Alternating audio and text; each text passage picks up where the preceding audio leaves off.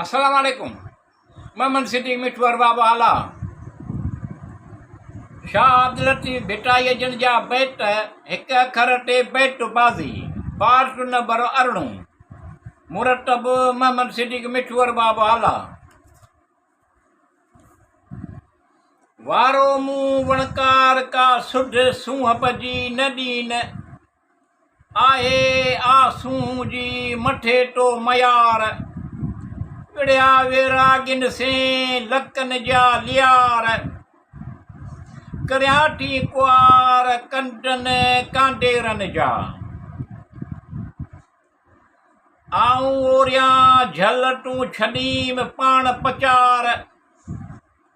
शिरक साण सतार घणा घारे में ॾींहड़ा अखड़ियूं पिरियरीअ जे कीन ॿियो पसंद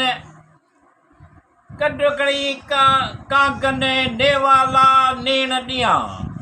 कढी खणी कांगन नेवाला नेण ॾियां न को मुंहुं न मुहाड़ का न को डेघे वेल इहो ई खेल कूड़ परोड़ी की न को परोड़ी की न की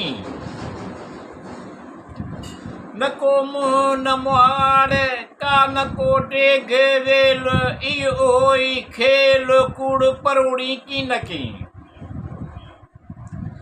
न का इबडटा अब्द जी न का इंतिहा जिन सुञातो पिरी से वञण खे विया अखड़ियूं अखड़ियुनि ते दमर ॾुख करी जेला सिकण सिखियूं टे ढवा मंझि धरी ॻलनि ऐं ॻड़ी रुसनि परचनि पाण में मुंहं में त मूसा जहिड़ो आदत में इबलीस अहिड़ो ख़ाम ख़बीज़ कॾहिं को न छॾी नऊं नींहुं लॻोसि राति रमंदी ढोल से सो सींगार थियोसि सभा विच सरती नकीन पढ़नि नमाज़ खे नकीन कज़ा कनि नकीन पढ़नि नमाज़ खे नकीन कज़ा कनि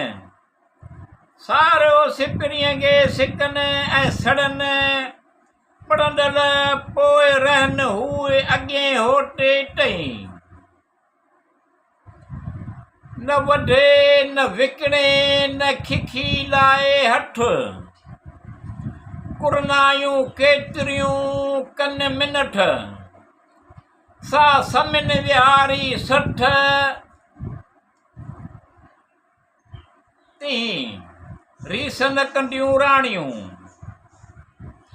न वढे न विकिणे न की खिखीअ खाए ॼाम टमाची लाइ पाको रखियाई पिंजरो विलाड़ियूं वणे चढ़ी की जो ॾिठाई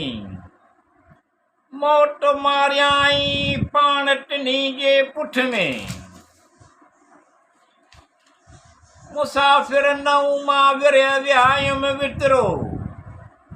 अची थियमि ओचिटे टन सांगिन सी साञाए जीजा